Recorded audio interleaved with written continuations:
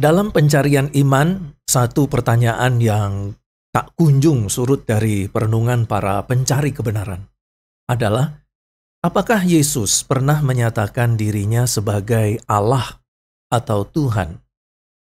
Di tengah dunia modern yang menuntut kejelasan dan formulasi yang eksplisit, banyak orang, terutama mereka yang baru mengenal kekristenan, mencari pernyataan langsung dari Yesus. Semisal, akulah Allah, sembahlah aku. Namun, Injil, Alkitab, tidak menyajikan pernyataan semacam itu secara literal. Apakah ini berarti Yesus tidak pernah mengklaim keilahiannya, ketuhanannya? Pertanyaan ini meski tampak sederhana, menyimpan kompleksitas historis, linguistik, dan teologis yang hanya dapat dijawab jika kita bersedia kembali memasuki dunia Yesus, dunia Yudaisme abad pertama. Dalam tradisi Ibrani, kebenaran ilahi itu tidak dinyatakan lewat konsep filsafat Yunani seperti ousia atau melalui kredo dogmatis secara teoritis, ya, ada formulasi, ada kalimat yang tertata rapi. Tidak seperti itu. Sebaliknya, Allah menyatakan dirinya dalam sejarah melalui perbuatan-perbuatan, melalui simbol-simbol, dan penggenapan nubuat. Dan di sanalah, tepat di jantung narasi itu, Yesus berdiri. Ia tidak hanya menyebut dirinya adalah yang ilahi, Allah, Tuhan, tetapi ia, Yesus, menghidupi keilahian itu. Misalnya saja, Yesus mengampuni dosa, Yesus menerima penyembahan, Tuhan Yesus menguasai alam, memerintahkan angin, berjalan di atas air, membangkitkan Lazarus yang sudah 3 hari mati, dan berbicara dengan otoritas yang hanya diperuntukkan bagi Allah di dalam kitab suci. Maksudnya begini, perkataan-perkataan yang Yesus katakan itu seringkali juga dikatakan oleh Allah sebagai Yahweh di dalam perjanjian lama. Dalam Yohanes 13 ayat 13-14, Yesus tidak menolak ketika murid-murid menyebutnya guru dan Tuhan. Bahkan, ia mengafirmasi gelar itu. Kamu menyebut aku guru dan Tuhan, dan katamu itu tepat, sebab memang akulah guru dan Tuhan. Namun menariknya, Tuhan Yesus tidak memakai otoritas itu untuk meninggikan diri, melainkan untuk melayani, membasuh kaki para murid sebagai teladan kerendahan hati ilahi, walaupun ia adalah Tuhan. Puncaknya tampak dalam Yohanes 8 ayat 58, ketika Yesus menyatakan, sebelum Abraham ada, aku adalah, ego eimi. Sebuah frasa yang bukan sekedar klaim identitas, melainkan gema langsung dari nama Allah yang dinyatakan kepada Musa dalam semak yang menyala. Aku adalah aku.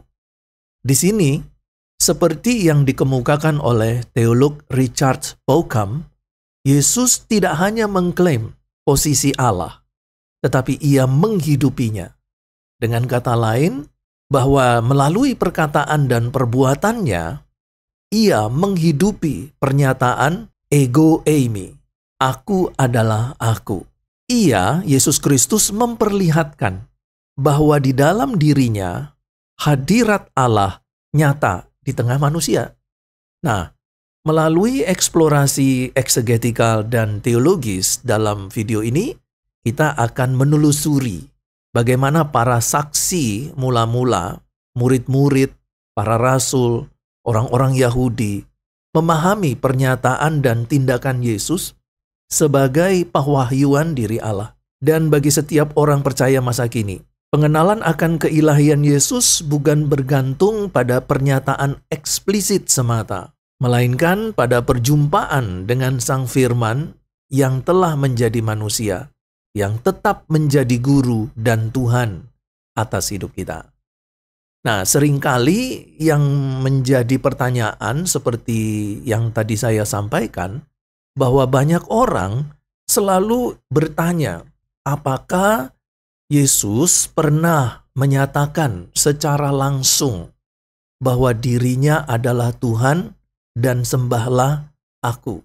Dalam kesempatan ini, saya akan mengulas Yohanes 13 ayat 13 dan ayat-ayat di sekitarnya berkaitan dengan pertanyaan ini. Dan kita akan melihat di dalam studi gramatikalnya melalui diagram tata bahasa Yunaninya bahwa apa yang terdapat di dalam Alkitab itu memperjelas bahwa Yesus baik secara langsung dan secara tidak langsung menyatakan dirinya bahwa dialah Allah, dialah Tuhan. Dan dia menerima penyembahan itu. Mari kita lihat penjelasan di papan tulis ini. Mari kita baca terlebih dahulu dari Yohanes 13 ayat 13. Kamu menyebut aku guru dan Tuhan, dan katamu itu tepat. Sebab memang akulah guru dan Tuhan. Di dalam bahasa Yunaninya dituliskan kumeis phoneiteme, ho didaskalos kai ho kurios, kai kalos legete eimigar. Nah, sekarang mari kita lihat diagram tata bahasanya. Dari Yohanes 13 ayat 13, kalau kita membuat diagram tata bahasanya itu menjadi seperti ini. Kita mulai dengan frasa kalimat yang pertama dulu, yaitu humeis phoneite me. Kalau diterjemahkan secara langsung adalah kalian memanggilku. Nah, karena ini di dalam bentuk present indikatif aktif, maka kita dapat menerjemahkannya kalian sedang terus-menerus memanggilku. Itu berarti bahwa para murid sebenarnya bukan kali pertama memanggil Yesus itu ho didaskalos kai ho kurios.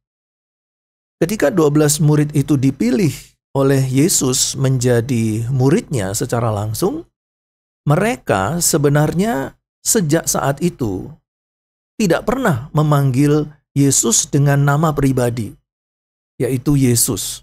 Tetapi mereka biasanya memanggil Yesus dengan sebutan ho didaskalos kai ho kurios. Nah, menarik di sini di dalam bahasa Yunani phoneite, biasanya itu dipakai untuk memanggil seseorang dengan gelarnya.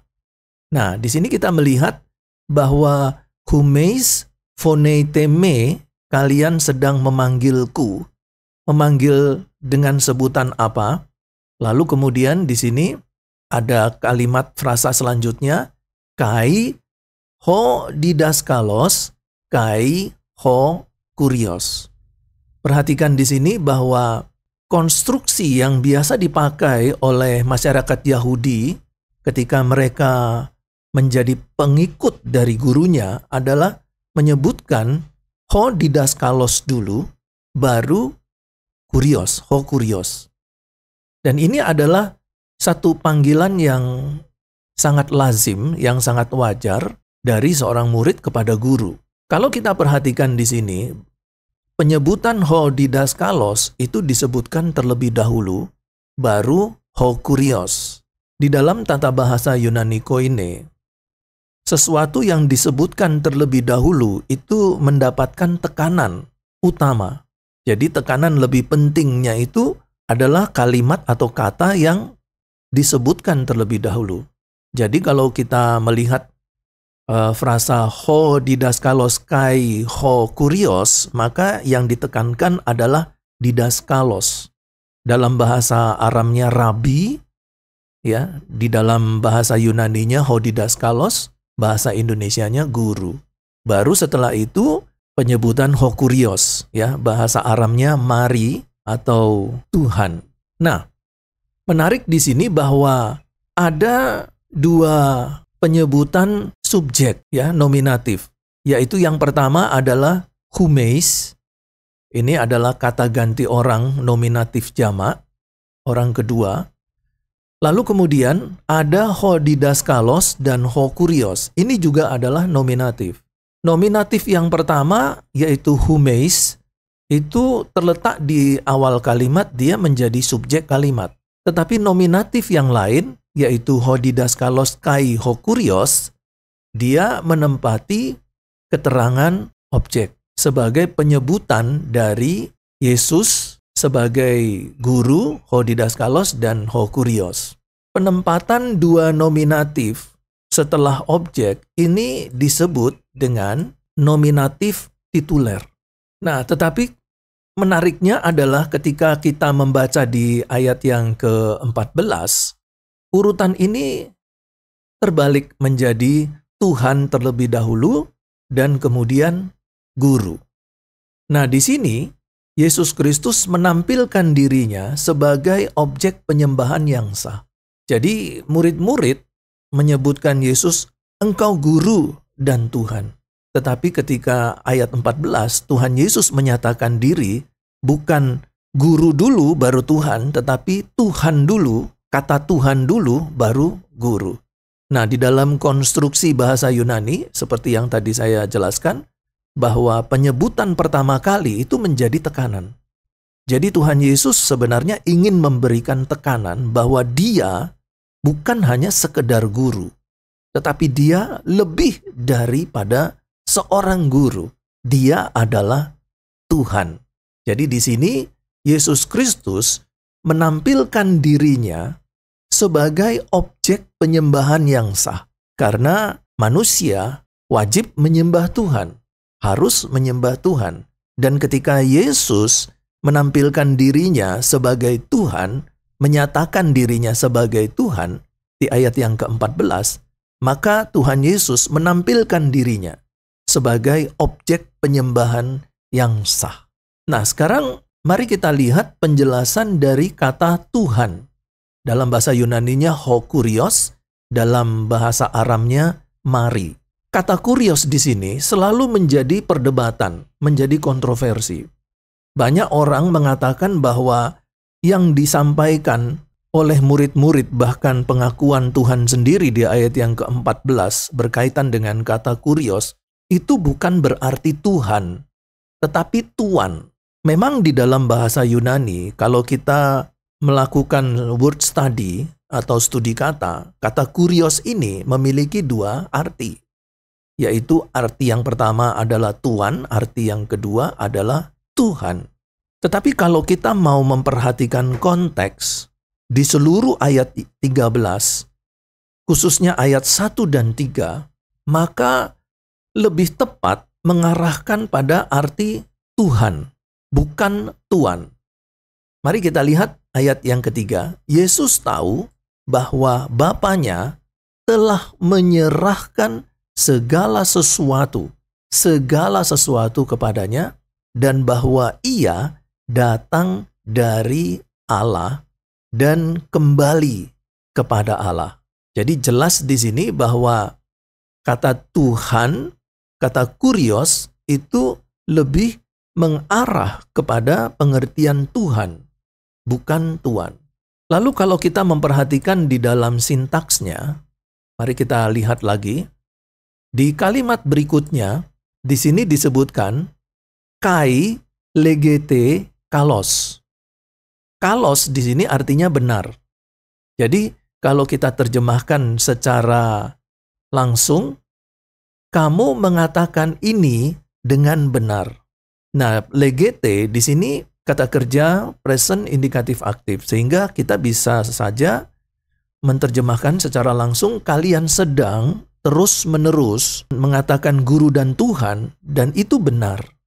Jadi di sini, berdasarkan kata kalos, Yesus menyetujui bahwa Yesus menyetujui penerapan kedua gelar itu pada dirinya sendiri karena ia menerima istilah kurios dan theos dari Thomas. Kalau kita bandingkan bahwa Thomas pernah mengakui bahwa Yesus adalah kurios dan juga theos, Dan itu diterima oleh Yesus. Dan sekarang kita juga bisa melihat bahwa ketika murid-murid mengatakan bahwa dia adalah didaskalos, guru, dan kurios, Tuhan, dan dia mengatakan ya benar. Jadi ini adalah pernyataan bahwa Yesus menyetujui penerapan kedua gelar ini kepada dirinya. Dan kalau kita perhatikan di dalam kalimat yang selanjutnya, di sini disebutkan kai legete kalos, lalu kemudian gar eimi.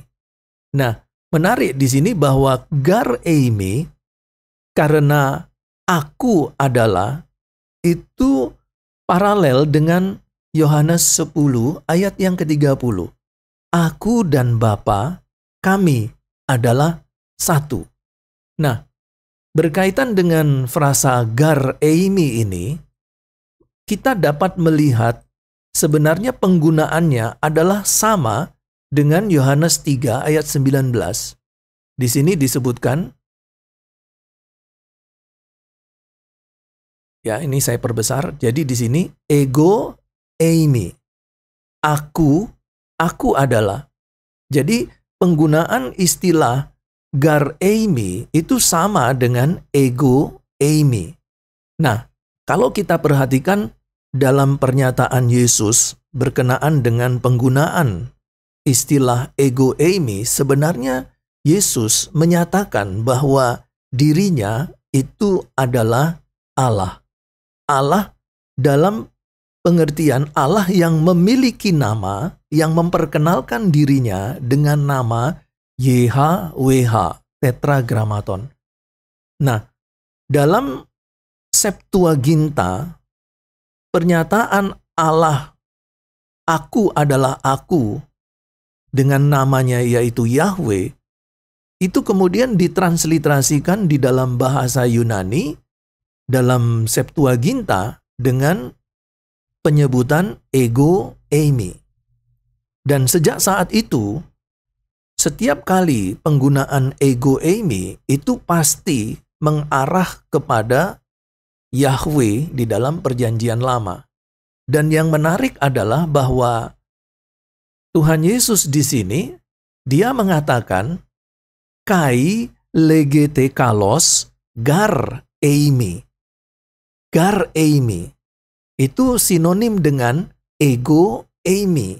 Dan ego eimi di dalam Septuaginta itu sinonim dengan pernyataan diri Allah melalui namanya, yaitu YHWH, Yahweh, tetragrammaton. Nah, dengan pernyataan ini, Yesus sendiri yang mengakui bahwa semua perkataan murid-muridnya yang terus-menerus disampaikan oleh murid-murid dengan menyatakan bahwa Yesus itu adalah ho didaskalos, guru, kai, dan ho kurios, yaitu Tuhan, itu disetujui bahwa benar.